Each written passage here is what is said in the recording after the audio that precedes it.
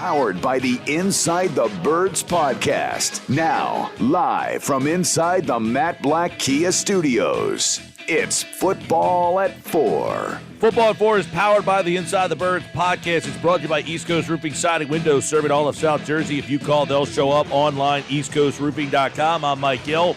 Adam Caplan's here. We'll get the Caplan Power Rankings for the week as we do. And, of course, we got a lot of Eagles news today, some injury stuff, some challenges against this Tennessee Titans team. We'll get into all of that right now with Adam Caplan, who joins us here on the Sports Bash Live on 97.3 ESPN for another edition of Football at 4. Titans in the house, Week 13. Adam Caplan, what's up, buddy?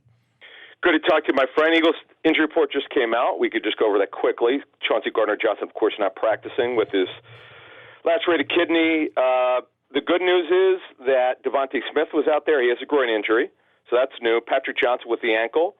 Again, this is all walkthrough information. Zach Pascal with a groin injury also was participated in a limited fashion in their walkthrough. So, look, it's just starting. We know Gardner-Johnson won't be playing for the foreseeable future. We'll see if they put him on IR over the next week or so. But the fact of the matter is, Mike, this is a big game for them against the Titans, which we'll certainly get into. Yeah, and obviously some of the injury issues, Sirianni doesn't really give you a whole heck of a lot, but Chauncey Gardner-Johnson, we know that he will not play, but you get the sense that they're not going to IR him. Is any clues into that based on what some of the things they did today? Well, no, I wouldn't go that far, because here's what happens. And the Eagles have done this a lot. Like, they'll wait till Saturday. The deadline for transactions for the week is Saturday at 4 p.m. Eastern. We'll get into Jordan Davis as well in a minute. But they could actually do that. If they think Davis is ready, they just flip the roster spots. Gardner-Johnson for Davis. Like, that could happen. That's definitely possible if Davis is going to play this week. So they don't have, but what you're going to want to do, if you think he could return to the season, you're going to want to get that 4 games. Remember, it's not weeks, it's games on IR. You're going to want to get that 4-game commitment to IR started this week, which is Week 13, which would put him out 13, 14, 15, 16, eligible to come off for Week 17. In fact, look, think of it this way, Mike, if the lacerated kidney and the rib issue is healed, and the games mean something in Week 17, 18, you're absolutely going to want him to come back. Yeah, you want to get him out there and get him at least a couple game speed back under him there and some reps. And, that takes us to Jordan Davis. He returned to practice. What does that mean, and what do you think the timetable? I mean, could we see him on Saturday get some reps? Yeah, all right. So here's how it works. So on designation for return, you've got 21 days to make a decision on the player. So he doesn't have to be activated this week. Now he can. The old rule was you could not activate him the week that you designated for return. But that was changed a couple years ago. Now, the league has made adjustments to several IR designations. This is one of them in the last 2 years. So he could literally play on Sunday, but they would have to activate him by 4 p.m. Eastern. And then they obviously have to make a room for him, and that's what I was talking about with Chauncey Gardner-Johnson. He's activated. They could, if they want, they could. If they don't think Gardner-Johnson will return within 4 weeks, so they'll almost certainly IR him, and that will be the roster spot that will be taken up to get Davis active. So, what it is today, you can't really tell very much because there's only a walkthrough with Davis. And by the way, because he's not on the roster, Davis is not on the roster. They do not have to list him on the injury report. I know people have asked me this over the years. Why do teams do that? Because the players are not on the roster officially. They're just designated to be able to practice, but. Once he's actually activated, and if he is this week, and if the injury is still getting treated, they have to list him next week. Yeah, and obviously Davis, if he's there, he'd be a big help because there's some big challenges this week that start at the top. Challenges against Tennessee. We all know number one, Derrick Henry. Yeah, and he's a very interesting runner because he's kind of like Jerome Bettis with way more speed and explosion. He's a straight ahead runner.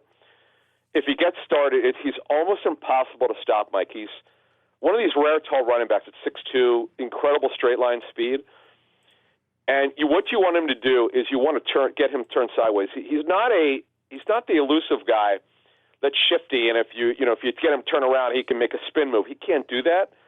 So you really want to gang tackle him, and that's the key. So the Titans they run a lot of zone, one cut and get upfield. They do a lot of that with Henry. You'll see a lot of tosses. And the other thing they've been doing lately with him is getting him involved in the screen game. In fact, it was that great screen, unfortunately, he dropped at Treylon Burks, took it in for the touchdown. We'll talk about him in a minute. So that's something they've been trying to do. And from my understanding, just talking from the Titans over the last couple of months about both sides of the football there, the one thing they've wanted to do, Mike, is find more explosive plays. And that's where Treylon Burks is. Their first-round pick was replacing A.J. Brown out of Arkansas. He is really explosive. The last 2 weeks he's had several shot plays. And he had been hurt earlier this season. He missed time, and he had issues with hamstrings, and he wasn't in great shape when they drafted him. But he's really come into form right now, and he's a factor. And you know what? After what Christian Watson did to the Eagles, you know they're going to probably run him on similar routes, run him over the middle with no Chauncey Gardner-Johnson there. I'm sure they'll do that. So they know that there's probably a weakness there. Remember, with Avonte Maddox out, two of the Eagles are a nickel team, so they have 5 starting DBs. 2 out of the 5 are out. So, look, I'm sure the Titans, I know they don't throw a lot, but when they do, and they've been doing it lately, they've been throwing for a lot of yards. You're going to see some shot plays in this game. Yeah, I mean, you mentioned, obviously, Henry, and then you kind of touched on Burks, but most people that look at the Titans, they just say, man, this team likes to really run. How much do they throw? What kind of pass game do they have? Yeah, so it's a lot of play action. And there are a couple things they're doing here with Dontrell Hilliard, who's number 40. He's their backup running back. He's their main backup. He's really explosive in the pass game. After what Aaron Jones had 2 explosives in the pass game against the Eagles. One was for a touchdown. And remember, the other one was called back, which was a run. You're going to see some screen passes here. I've been waiting for this all season. I'm like, we'd say on Inside the Birds with Moshe and I, why aren't more teams going after the Eagles linebackers? I understand that T.J. Edwards has been terrific in nickel. He's been, he's been a really good coverage linebacker the last 2 years, quite frankly, after not really good to start his career. But you got to try, and you saw what the Packers did, so I would expect them to do that. Chigga Okonkwo, who's from Maryland, a 4th rounder, is explosive. They don't throw it to him a lot. When they do, it's usually over the middle, and you'll see some shot plays to him. Now, the weather, the early call for the early forecast is no rain, mid-40s. So you're going to certainly see both teams take shot plays before we get the Eagles' offense.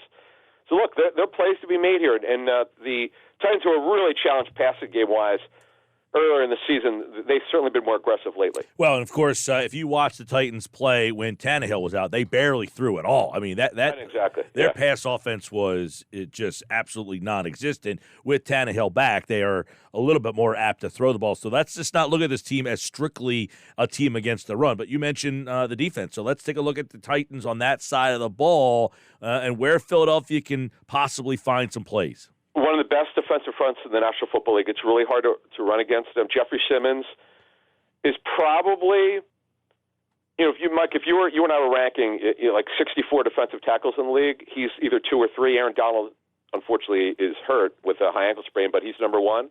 If you ranked Simmons number 2, I wouldn't argue with it. He's unbelievable. The only guy they're not going to have is probably Denico Autry, who has a knee injury. He didn't play last week. It sounded like he was going to be out multiple weeks.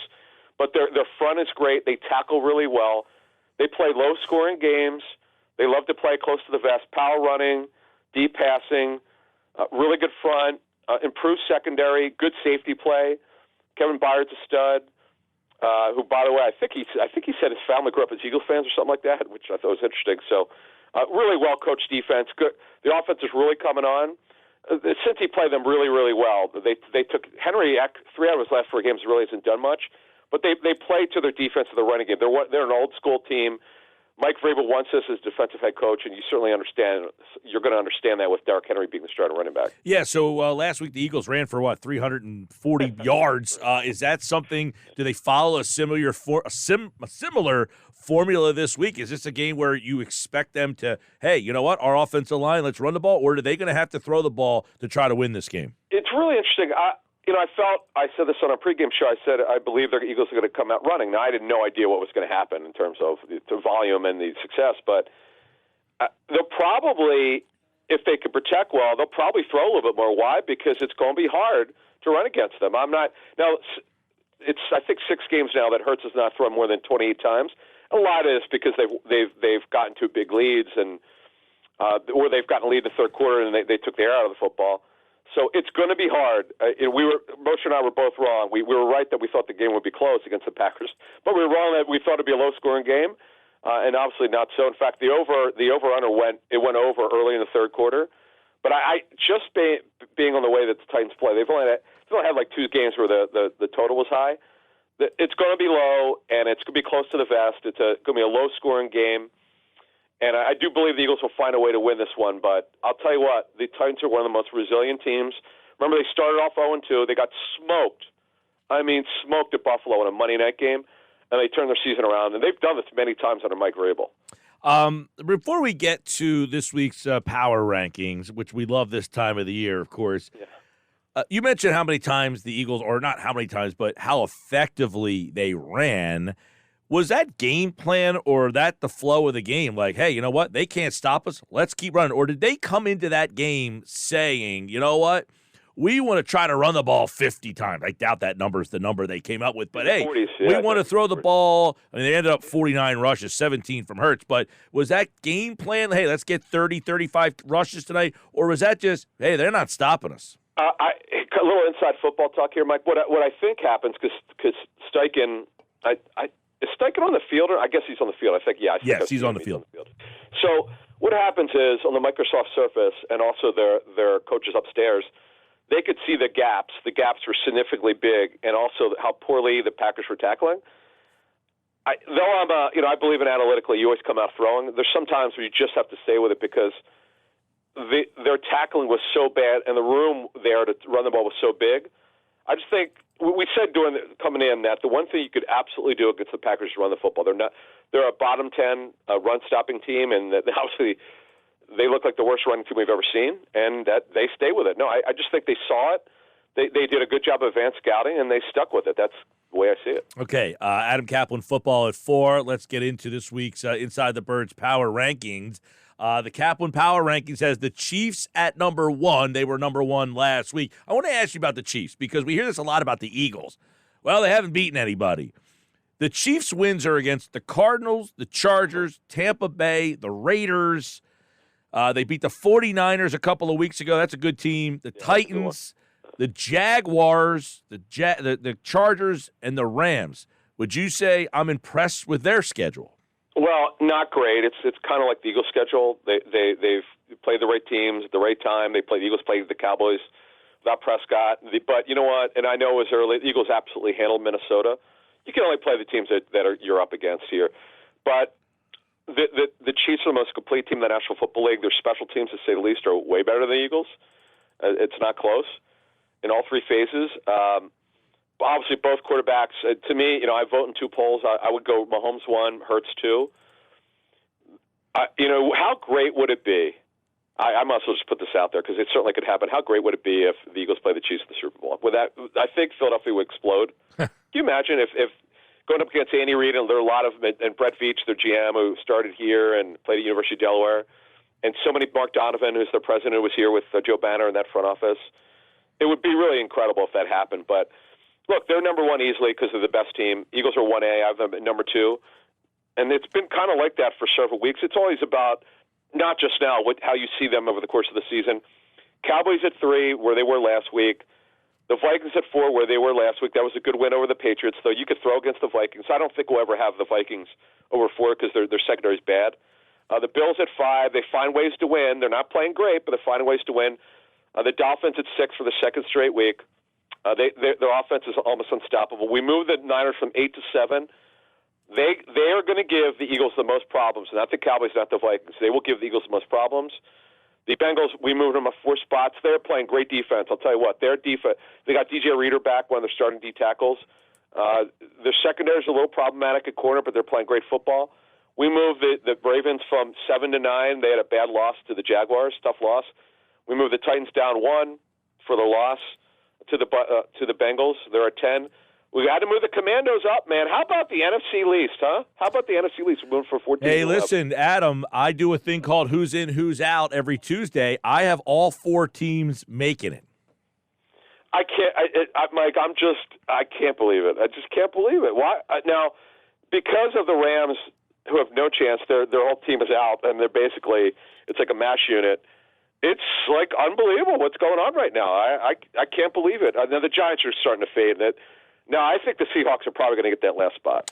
Yeah, I mean, the Seahawks seem like they've lost 2 straight. They lost to Tampa. They lost to the Raiders. I mean, I feel like the Giants and Seattle are both just running out of gas here, but the Giants have an extra win, and Seattle beat the Giants, so this will be interesting. Can the Giants, they're 7-4, can they get 2 more? I think if they can get to 9, that gets them there. Right now they have 1 extra win than Seattle, and Seattle's schedule doesn't look like they have 3 wins left in them, so I think that'll be interesting. Yeah, I love I just love the drama here. It's not about the Eagles, it's about the other 3 teams. Now, if the Eagles stub their toe at some point, remember now, the Eagles still have to play the Giants twice, and they got to play Dallas at Dallas with Dak, and that'll be interesting. So, no, this thing is going to the final wild card spots. I think Seattle's going to take that from the Giants. I'm telling you. I know as you said, they had 2 tough losses, but they're fun to watch. How about Geno Smith? I cannot believe it. Well, I think he's been one of the biggest. I think the 2 biggest surprises have been the 2 guys that basically supplanted each other. Geno Smith's rise and Russell Wilson's fall have been the 2 biggest, wildest stories in the NFL this season. Is Geno replacing Russell and Russell falling on his face? One guy rising, the other guy falling. I cannot believe the fall for Russell. And the problem is, Mike, they're almost. I looked at his contract this week. It's pretty much because of the dead money. They're stuck with him for at least 3 seasons. And here's the problem. You might remember when Kurt Warner looked like he was washed up with the Giants. He was sort of gun shy. It looked like he was done, and obviously he revived his career with the Cardinals, put the team on his back. It's so hard when you're in your 30s at the quarterback position, when you start losing it. Matt Ryan, by the way, he absolutely has to retire for the season. He's done. He can't throw anymore. Ben Roethlisberger lost it over his final 2 years. Sometimes you just lose it. I cannot believe that. I'm shocked at how bad Russell Wilson's been. It's been incredible how bad Russ is cooked. I mean, that's what people are saying. He looks cooked. Yeah. What about the story too that his wife had the birthday party? Half the team didn't show up. I mean, it's like draft day out there. Yeah, Man, it's bad. I feel bad for Bronco fans because their defense is really good, but their offense is pitiful. They are. Oh, every week, and they just got flexed out. They said, you know what, Patrick Mahomes, we're sorry. We can't put you on primetime. We got to get you out because they're so bad. How about this one? The Chargers, remember when I said to you a couple weeks ago, I'm going to look into this, and I guess I turned out to be right? Remember the rule, you can only be on primetime no more than 5 times? Mm-hmm. Throw it out the window. The Chargers are now scheduled for 7 primetime games, though their next one with the Broncos, I think it's the Broncos, whoever it's against, it's a bad team, certainly will be flexed out. This is ridiculous. I just find it, how the heck did the Chargers get on primetime 7 times? It's absurd. Yeah, well, and somebody asked me last night, and I guess I think I know the answer, but I'll ask you. Okay. You can flex a 1 o'clock game to the primetime game, correct? Yes. Now, the language is in my email. I don't have it in front of me right now, but I know that there's specific language. In fact, there are not only Week 18, I think there's another week where half of the league does not have a scheduled time when they're playing.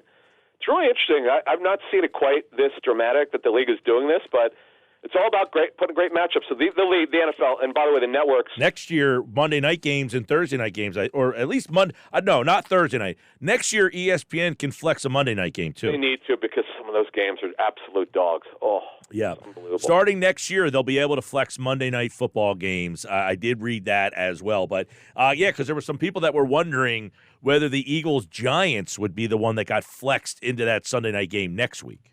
Well, they technically, because of what's happened here, I guess they could. To me, with those 2 major media markets, I have not even looked at the Week 14 schedule yet. No, they can't next. It's already they've already finalized Week 14. It's the Week 15 schedule, which comes out next week in terms of the movement, in terms of the flex schedule. It always comes out 1 week in advance at this time of year.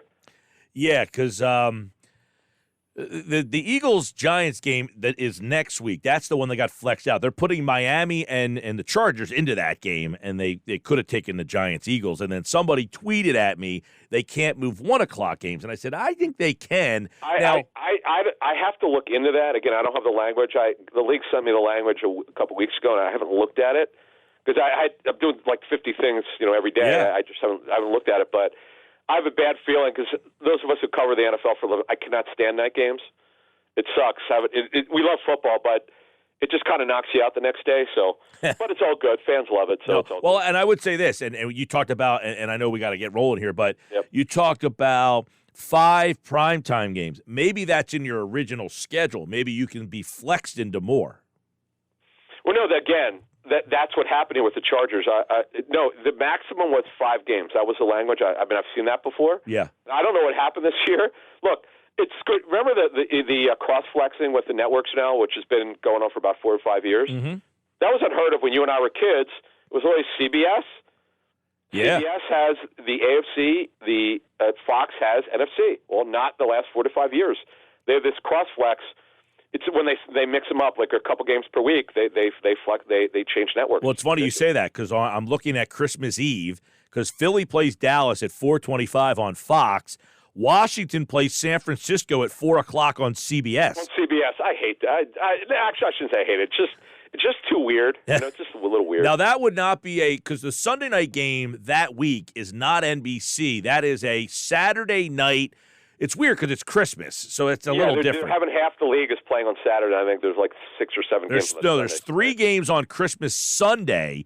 Everybody else is on Saturday, and then there's one. But there's an 8:15 game on Christmas night. That's on the NFL Network. On Sunday, there is a Sunday night football game. Tampa and Arizona, which is a real dog. Get that out of there. Please get that out of there. Right, but I'll pay for that one. do they flex another Sunday game or do they have no idea. You know what I'm saying? So there's so many rules, and we gotta get Howard Katz. These schedules are who I know. I want to get Howard on our Inside the Birds. You know what? I'm probably going to request that. Yeah. See if he's able to do it. That is your homework assignment. There are like 25 different rules for these flexing now. They're adjusted every year for television because the networks want the best games. You know, as I said earlier, because I know I've talked to the league about this, they trade like, okay, we're willing to do this for you. You got to do this for us, kind of thing. Mm-hmm. So it's interesting. All right, Adam Caplan, Inside the Birds. Check out the Inside the Birds podcast, and of course the Inside the Birds pre and post game show on their YouTube channel, and every day on Football at 4 right here on the Sports Bash. Thank you, Adam. All right, man. See you. All right, Adam Caplan, everybody here on the Sports Bash.